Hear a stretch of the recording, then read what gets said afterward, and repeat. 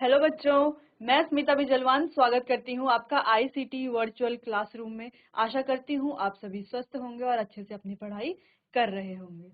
आज हम पढ़ने जा रहे हैं क्लास 8th की साइंस। चलिए तो शुरू करते हैं। साइंस में जैसे कि आप जानते हैं कि 3 ब्रांचेस होती हैं। ठीक है, साइंस की 3 ब्रांचेस होती हैं, फिजिक्स, केमिस्ट्री और बायोलॉजी। साइंस की जैसे कि आप जानते हैं 3 ब्रांचेस होती हैं।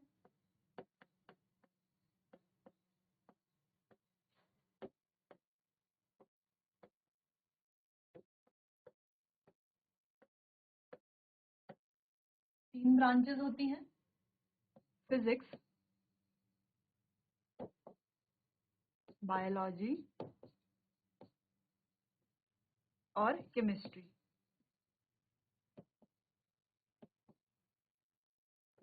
तो यहाँ पर मैं आपको केमिस्ट्री वाला पोर्शन, जो भी आपके सिलेबस में केमिस्ट्री के चैप्टर हैं, यानी कि रसायन विज्ञान के जो भी चैप्टर्स हैं, उनको आपको मैं यहाँ पर पढ़ाऊंगी। चलिए तो एक बार हम अपने सिलेबस की तरफ नजर डाल देते हैं कि यहाँ पर हमारे केमिस्ट्री के कौन कौन से चैप्टर हैं जो हमें पढ़ने हैं। चलिए तो सबसे पहला फसल उत्पाद एवं प्रबंध, तो ये आपका बायोलॉजी का चैप्टर है, ये आपको दूसरे टीचर्स पढ़ाएंगे। तो यहाँ पर मैं आपको पढ़ाऊंगी कोयला और पेट्रोलियम, यानी कि कोल और पेट्रोलियम, जो कि आपका केमिस्ट्री का एक चैप्टर है, वो यहाँ पर मैं आपको पढ़ाऊंगी। अगला हमारा दहन और ज्वाला, यानी कि कंबशन एंड फ्लेम, ये चैप्टर भी मैं आपको यहाँ पर पढ़ाऊंगी। साथ ही विद्युत धारा के रासायनिक प्रभाव, ये भी एक चैप्टर है, ये भी मैं ही आपको यहाँ पर पढ़ाऊंगी। चलिए तो आज स्टार्ट करते हैं हमारा पहला चैप्टर, जो कि है coal and petroleum. Coal and petroleum यानी कि कोयला और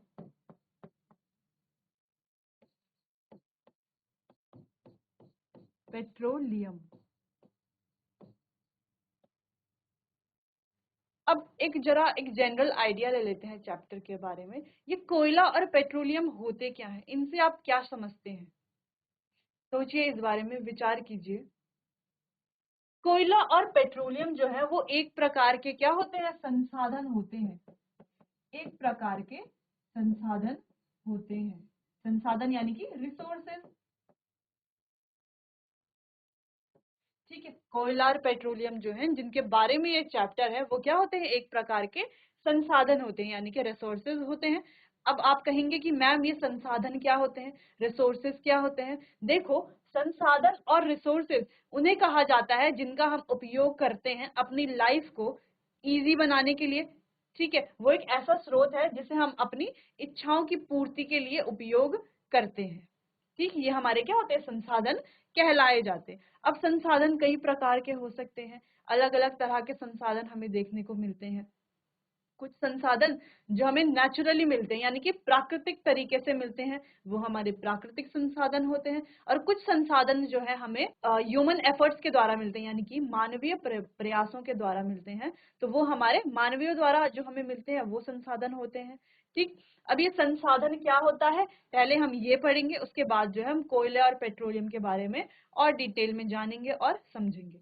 चलिए तो चैप्टर की शुरुआत करते हैं। तो शुरुआत कुछ इस प्रकार से है, we use various material for our basic needs, यानी कि हम अलग अलग पदार्थों का उपयोग करते हैं हमारी जो बेसिक नीड्स हैं, जरूरतें हैं, हमारी जो आम जरूरतें हैं, उनको पूरा करने के लिए हम अलग अलग जो पदार्थों का उपयोग करते हैं। Some of them are found in nature, अब कुछ पदार्थ जो है हमें नेचर में मिलते हैं। नेचर में मिलते हैं यानी कि नेचर यानी कि कुछ पदार्थ जो है हमें प्रकृति में मिल जाते हैं, और कुछ जो है हमें ह्यूमन एफर्ट के कारण, यानी कि मानवीय प्रयासों द्वारा मिलते हैं। ठीक, अब यहाँ पर यही कहा जा रहा है कि हम अपने आम जिंदगी में जो है कई पदार्थों का उपयोग करते हैं। तो उन पदार्थों में से कुछ पदार्थ जो है हमें प्रकृति से मिलते हैं, और कुछ पदार्थ हमें जो है मानवीय प्रयासों से मिलते हैं। जैसे प्रकृति से कौन कौन से पदार्थ हमें मिलते हैं? देखो, वायु है ना, वायु हमें प्रकृति से ही तो मिल रही है। वायु के अलावा जल है, सूर्य की किरणें हैं, सूर्य का प्रकाश है। तो ये सब हमें कहाँ से मिल रहा है? प्रकृति से मिल रहा है। और कई चीजें जो है हमें मानवीय प्रयासों से मिल रही हैं। ठीक, चलिए, जैसे कि गाड़ियां हैं, है ना, जो हमारे व्हीकल्स जो होते हैं, वाहन होते हैं, वो सब हमें कहाँ से मिल रहे हैं? मानवीय प्रयासों द्वारा मिल रहे हैं। ठीक, लेकिन वो चलता किससे है? जैसे हम कहें हमारा जो वाहन है वो किससे चलते हैं? पेट्रोल और डीजल से। अभी पेट्रोल और डीजल कहाँ से मिलते हैं? ये हमें प्रकृति से मिलते हैं। तो ये दोनों चीजें आपस में क्या है? इंटरकनेक्टेड है। दोनों चीजें क्या है? आपस में कनेक्टेड है। ठीक, all things which are obtained from nature they are called natural resources. अब जो वस्तुएं, जो भी चीजें हमें कहाँ से मिलती हैं? प्रकृति से मिलती हैं, उन्हें प्राकृतिक संसाधन कहा जाता है। जो वस्तुएं या हम कहें पदार्थ हमें प्रकृति से मिलता है, प्रकृति से मिलते हैं,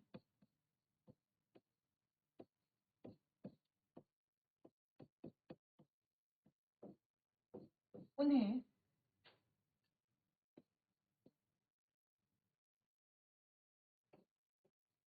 उन्हें प्राकृतिक संसाधन कहा जाता है। संसाधन कहा जाता है। ठीक, तो जो वस्तुएं या पदार्थ हमें कहाँ से मिलती हैं? प्रकृति से मिलते हैं, उन्हें प्राकृतिक संसाधन कहा जाता है। ठीक, जैसे कि कौन सी वस्तुएं हैं जो हमें प्रकृति से मिलती हैं? जैसे कि एग्जाम्पल में हम लिख सकते हैं, जैसे कि जल है, साथ ही वायु है, और भी चीजें हैं कि जो हमें प्रकृति से मिलती हैं। जल और वायु के अलावा, जल और वायु के अलावा और भी कई चीजें, जैसे कि वन है, वन्य जीव है, खनिज है, कोयला है। ठीक, इसके अलावा सूर्य का प्रकाश है। तो ये सारी ही चीजें हमें कहाँ से मिलती हैं? ये सारी ही चीजें हमें कहाँ से मिलती हैं? प्रकृति से मिलती हैं। इसीलिए ये प्राकृतिक संसाधन कही जाती है। ठीक, चलिए, तो इसे जो है आप नोट कर लीजिए। कहीं पे कंफ्यूजन है या समझ नहीं आया तो आप मुझसे पूछ सकते हैं।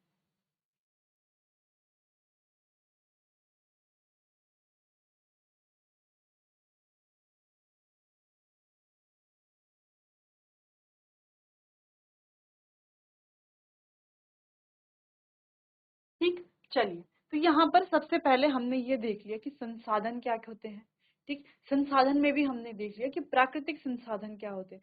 जो हमें प्रकृति से मिलते हैं वो क्या कहलाते हैं? जो हमें प्रकृति द्वारा प्रदान किए जाते हैं उन्हें क्या कहा जाता है? प्राकृतिक संसाधन कहा जाता है। जैसे जल, वायु, वन, वन्य जीव है, खनिज है, मिट्टी है, सूर्य का प्रकाश है। ठीक, चलिए, तो ये आपने नोट कर लिया होगा, ये आपको समझ आ गया होगा। आगे बढ़ते हैं। अगला है हमारा क्लासिफिकेशन ऑफ नेचुरल रिसोर्सेज, यानी कि जो हमारे प्राकृतिक संसाधन है उनका वर्गीकरण हमें यहाँ पर करना है। अब जो नेचुरल रिसोर्सेज है उनको दो भागों में हम वर्गीकृत करते हैं। एक होते हैं हमारे इनएग्जॉस्टिबल रिसोर्सेज और एक होते हैं हमारे एग्जॉस्टिबल रिसोर्सेज। अब इनएग्जॉस्टिबल रिसोर्सेज यानी कि जो हमारे अक्षय प्राकृतिक संसाधन होते हैं, अक्षय प्राकृतिक संसाधन।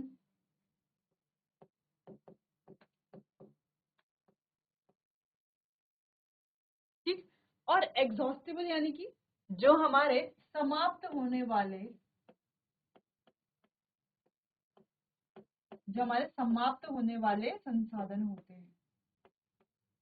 ठीक, अब यहाँ पर कंफ्यूजन नहीं होना। ठीक, कंफ्यूज बिल्कुल भी नहीं होना। अभी तक हमने क्या पढ़ा? संसाधन के बारे में पढ़ा। ठीक है, जिनको हम उपयोग करते हैं अपनी इच्छा पूर्ति के लिए या अपने और कार्यों के लिए। ठीक है, हम उपयोग करते हैं, वो हमारे क्या कहलाए जाते हैं? संसाधन कहलाए जाते हैं।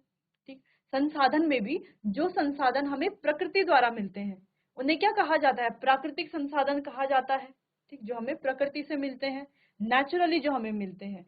ठीक, यानी कि जो प्राकृतिक प्रतिक्रियाओं से जो हमें मिलते हैं उन्हें क्या कहा जाता है? प्राकृतिक संसाधन कहा जाता है।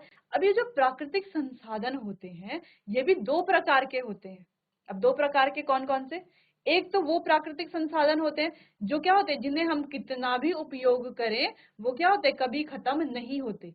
जैसे कि हमारा जल है या वायु है, सूर्य का प्रकाश है, इनको हम कितना भी अगर हम उपयोग करें तो इनकी जो मात्रा है वो कभी खत्म नहीं होती, क्योंकि ये हमें कैसे मिलते हैं, असीमित मात्रा में मिलते हैं। तो वो हमारे कौन से होते हैं, अक्षय प्राकृतिक संसाधन, जिन्हें इनएग्जॉस्टेबल रिसोर्सेज भी कहा जाता है। ठीक, दूसरी तरफ हमें हमारे पास ऐसे प्राकृतिक संसाधन होते हैं जो जिनकी मात्रा क्या होती है, सीमित होती है। अब सीमित वो मात्रा होती है तो उनका अगर हम ज्यादा उपयोग करेंगे तो वो क्या हो सकते हैं, एक समय के बाद समाप्त हो जाएंगे एक समय के बाद समाप्त। ठीक, तो ऐसे जो हमारे संसाधन होते हैं उन्हें समाप्त होने वाले संसाधन या एग्जॉस्टेबल रिसोर्सेज कहा जाता है। ठीक, अब कोई कंफ्यूजन तो नहीं। ठीक, अगर हम कह रहे हैं कि हमारे पास एक प्लेट है और इसमें 4 बिस्किट है, ठीक, तो इसमें क्या है, मात्रा क्या है, सीमित है, 4 ही बिस्किट है। अगर एक हमने खा लिया, दूसरा हमने खा लिया, 3 हमने खा लिया, फिर एक ही बचेंगे। अगर हमने चारों खा लिए तो खत्म हो जाएंगे ना बिस्किट, हो जाएंगे खत्म, बिल्कुल खत्म हो जाएंगे। दूसरी तरफ हम ये कह रहे हैं कि हमारे पास क्या है, जल का तालाब है। जल का क्या है, इस प्रकार बड़ा बड़ा क्या है, तालाब है। तो यहाँ से हम जितना भी जल लें तो क्या होगा, ये खत्म होगा, क्योंकि यहाँ पर क्या है, असीमित मात्रा है। ठीक, एक समझने के लिए हम इस प्रकार समझ सकते हैं। चलिए, तो ये आपको थोड़ा बहुत समझ आ गया होगा, कोई कंफ्यूजन है तो वो अभी भी दूर हो जाएगी, क्योंकि आगे हम जो है इसको अच्छे से डिटेल में डिस्कस करने वाले हैं। चलिए, तो हमने कहा ये हमारे अक्षय प्राकृतिक संसाधन और दूसरे हमारे समाप्त होने वाले संसाधन। चलिए, पहले जो हमारे अक्षय प्राकृतिक संसाधन यानी कि इनएग्जॉस्टेबल रिसोर्सेज जिन्हें कहा जाता है, उनको ही हम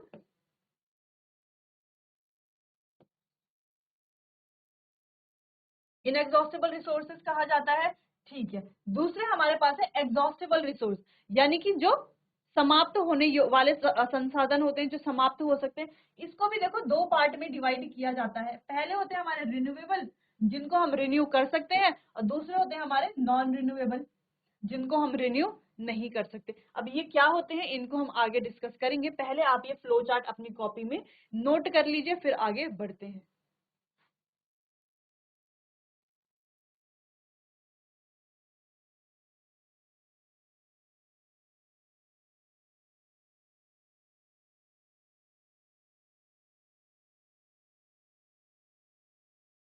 चलिए, तो हमने कहा दो तरह के हमारे पास संसाधन, प्राकृतिक संसाधन होते हैं।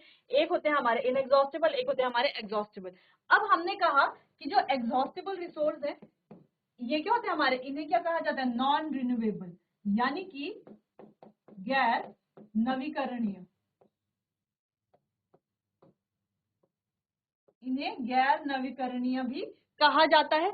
जबकि जो हमारे इनएग्जॉस्टेबल रिसोर्सेज होते हैं, इन्हें रिन्यूएबल यानी कि नवीकरणीय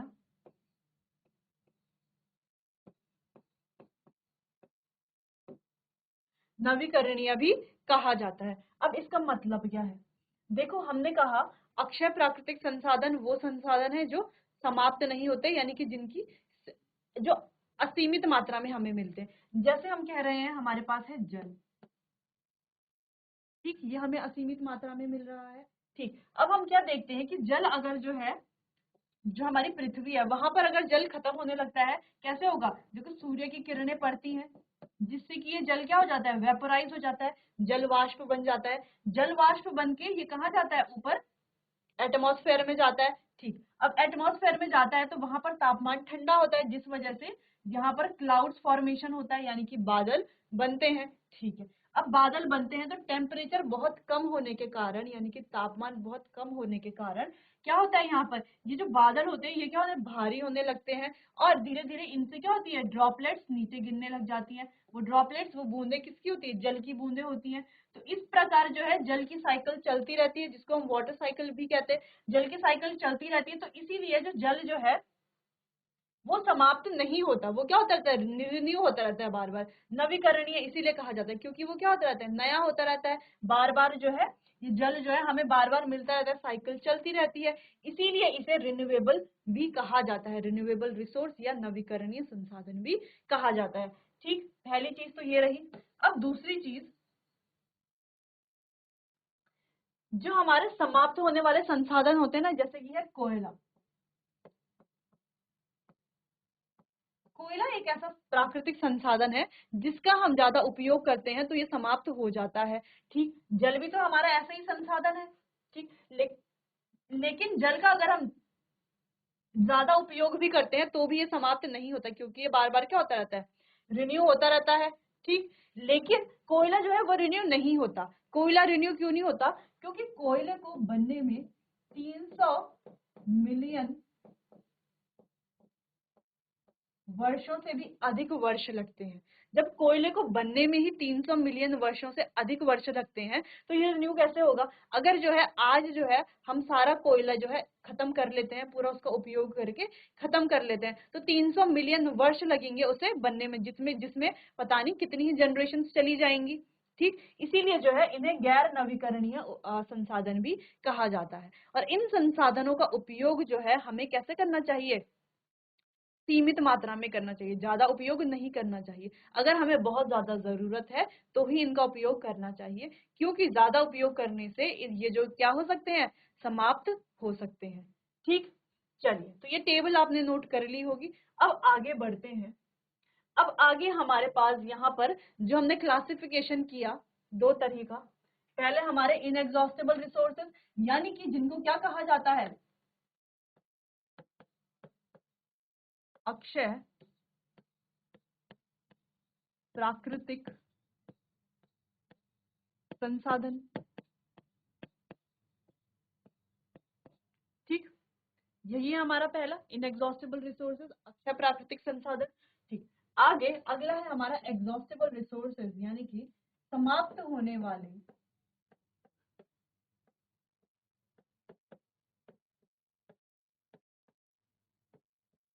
संसाधन।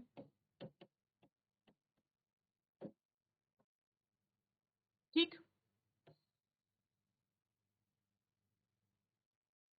ठीक, चलिए, तो अब हम यहाँ पर एक एक करके इन पॉइंट्स को पढ़ेंगे और लिखेंगे। चलिए, सबसे पहले, these resources are present in unlimited quantity in nature.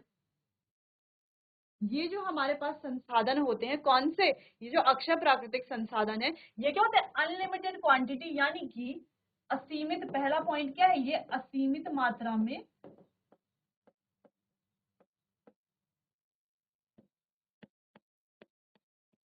ये हमारा जो प्रकृति है, प्रकृति में असीमित मात्रा में रहते हैं।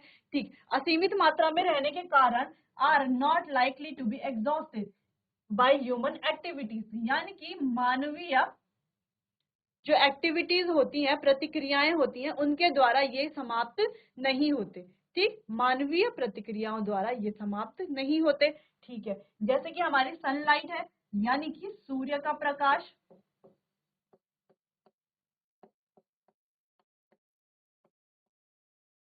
दूसरा हमारा एयर, यानी कि वायु। इसके अलावा जल है। तो ये हमारे कुछ ऐसे एग्जाम्पल्स हैं जो मानवीय प्रतिक्रियाओं द्वारा समाप्त नहीं होते, जो हमें असीमित मात्रा में मिलते हैं। ठीक है, दूसरी तरफ है हमारे एग्जॉस्टेबल रिसोर्सेज। अब एग्जॉस्टेबल रिसोर्सेज यानी कि जो हमारे समाप्त होने वाले संसाधन होते हैं। The amount of this resources in nature is limited. इनकी जो मात्रा है वो क्या है, सीमित मात्रा है।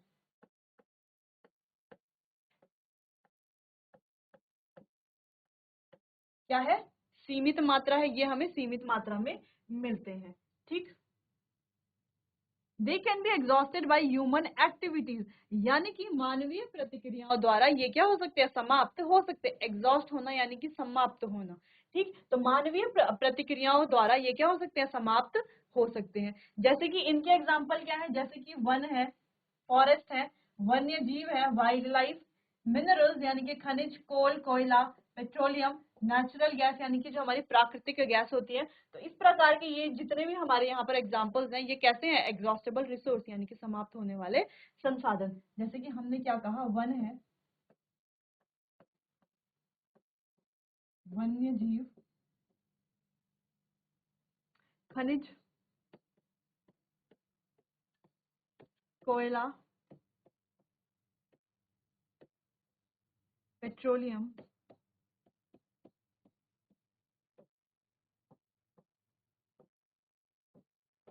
प्राकृतिक गैस,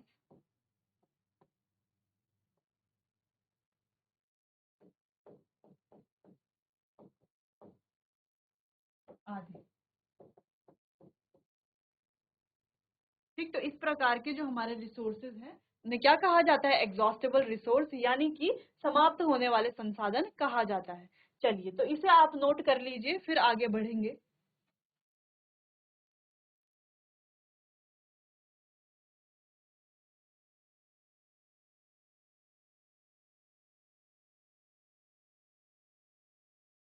चलिए, अब आगे इन्हें नोट कर लेते हैं। देखो, एक तो ये असीमित मात्रा में होते हैं, ये क्या होते हैं साथी? ये हमारे सीमित मात्रा में होते हैं। ठीक, अब ये मानवीय गतिविधियों से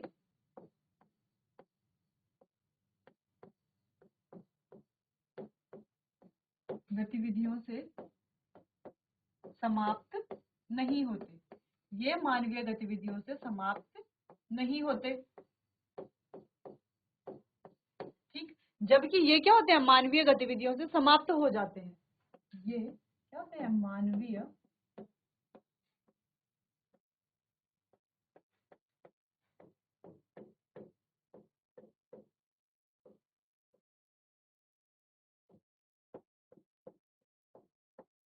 गतिविधियों से समाप्त हो जाते हैं। ठीक, ये मानवीय गतिविधियों से समाप्त नहीं होते, ये मानवीय गतिविधियों से समाप्त हो जाते हैं। तीसरा, ये क्या होते हैं? हमारे नवीकरणीय होते हैं। नवीकरणीय यानी कि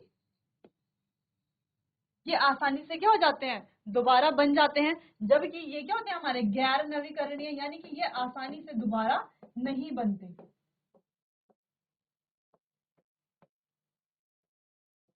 ये आसानी से दोबारा नहीं बनते। ठीक, अगली चीज है, इसके जो कुछ उदाहरण हैं। उदाहरण क्या है? जैसे कि सूर्य का प्रकाश,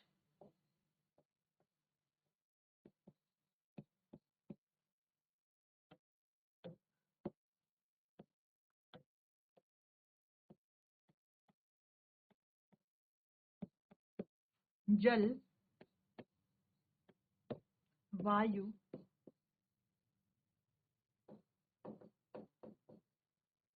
आदि। ठीक, वैसे ही यहाँ पर क्या उदाहरण है?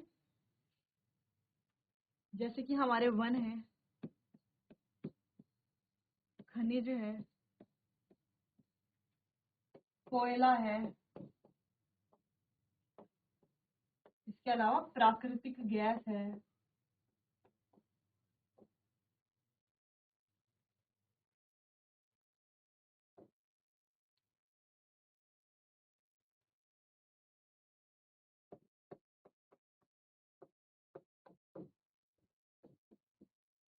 इसके अलावा कोयला, पेट्रोलियम, वन्य जीव, और भी कई सारी चीजें, और भी कई सारे हमारे क्या हैं? उदाहरण होते हैं। ठीक, चलिए, तो ये आपको समझ में आया? कहीं पर कोई कंफ्यूजन तो नहीं कि हमारे अक्षय प्राकृतिक संसाधन और समाप्त होने वाले संसाधन कौन से होते हैं, यानी कि एग्जॉस्टेबल रिसोर्स और इनएग्जॉस्टेबल रिसोर्स क्या होते हैं? साथ ही रिन्यूएबल और नॉन रिन्यूएबल, यानी कि नवीकरणीय और गैर नवीकरणीय संसाधन क्या होते हैं? नवीकरणीय आप समझ गए होंगे, यानी कि जो हमारे इनएग्जॉस्टेबल होते हैं। नवीकरणीय यानी कि जो आसानी से बन जाते हैं, है ना? आसानी से क्या होते हैं? बन जाते हैं। ठीक, जबकि गैर नवीकरणीय जो आसानी से नहीं बनते, जिनको बनने में क्या होता है? बहुत ज्यादा समय लगता है। जैसे कि कोयला ही है या पेट्रोलियम ही है, तो इनको बनने में कई मिलियन, हजारों वर्षों से भी ज्यादा वर्ष लगते हैं। ठीक, चलिए, तो इसे नोट कर लीजिए। कहीं पर कोई कंफ्यूजन है तो आप मुझसे पूछ सकते हैं, फिर हम आगे बढ़ेंगे।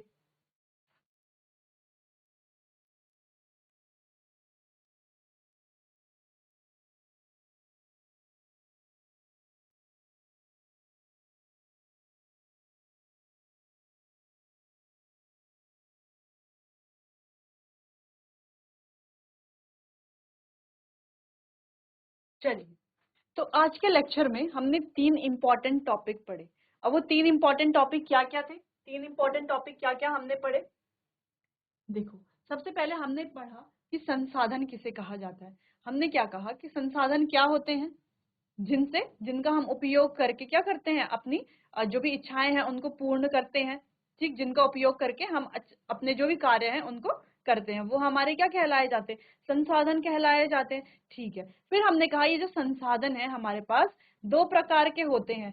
एक संसाधन कौन सा, जो हमें प्रकृति से मिलता है, दूसरा जो हमें मानवीय प्रयासों द्वारा मिलता है। ठीक है, चलिए, तो प्रकृति से जो संसाधन हमें मिलते हैं उन्हें प्राकृतिक संसाधन कहा जाता है। जैसे कि जल है, वायु है, वन है, ये सारी ही चीजें हमें कहाँ से मिल रही हैं, प्रकृति से मिल रही हैं, यानी कि नेचर से मिल रही हैं। तो जब ये नेचर से मिल रही हैं तो इन्हें क्या कहा जाता है, नेचुरल रिसोर्स, यानी कि प्राकृतिक संसाधन कहा जाता है। फिर हमने बात करी कि जो प्राकृतिक संसाधन है ये दो प्रकार के होते हैं। अब दो प्रकार के कैसे, देखो, एक प्राकृतिक संसाधन तो ऐसे होंगे कि जैसे जैसे हम उनका उपयोग करेंगे वो अपने आप ही बनते चले जाएंगे। अगर हम उनका ज्यादा उपयोग करेंगे तो वो ज्यादा जल्दी से बनेंगे। ठीक, और एक तरफ हमारे ऐसे संसाधन होंगे जिनका हम उपयोग तो करेंगे लेकिन वो बनेंगे नहीं, उन्हें बनने में क्योंकि कई वर्ष लगते हैं। तो इसी प्रकार जो हमारे प्राकृतिक संसाधन होते हैं वो दो प्रकार के होते हैं। पहला जो हमारे अक्षय प्राकृतिक संसाधन होते हैं, दूसरा जो हमारे समाप्त होने वाले संसाधन होते हैं। अब ये दोनों ही क्या होते हैं ये भी हमने अच्छे से समझ लिया है। ठीक, कि क्या होते हैं, ये आपने नोट कर लिया होगा। अब आगे बढ़ते हैं। अगला है नेचुरल रिसोर्स, यानी कि जो हमारे प्राकृतिक संसाधन है, जैसे कि कोयला है, पेट्रोलियम है और प्राकृतिक गैस है। These were formed from the dead remains of living organism. ये जो है हमारे मृत अवशेषों से बनते हैं। किसके मृत अवशेषों से, जो भी हमारे लिविंग ऑर्गेनिजम्स होते हैं ना, जो भी हमारे क्या होते हैं, लिविंग ऑर्गेनिजम्स होते हैं। ठीक, उनके जो मृत शरीर होते हैं या उनके जो मृत अवशेष होते हैं उनसे ये बनते हैं, इसीलिए इन्हें फॉसिल कहा जाता है। फॉसिल कहा जाता है, जीवाश्म कहा जाता है। ठीक, और इसी फॉसिल से जो फ्यूल बनता है ना उसे क्या कहा जाता है, जीवाश्म ईंधन कहा जाता है।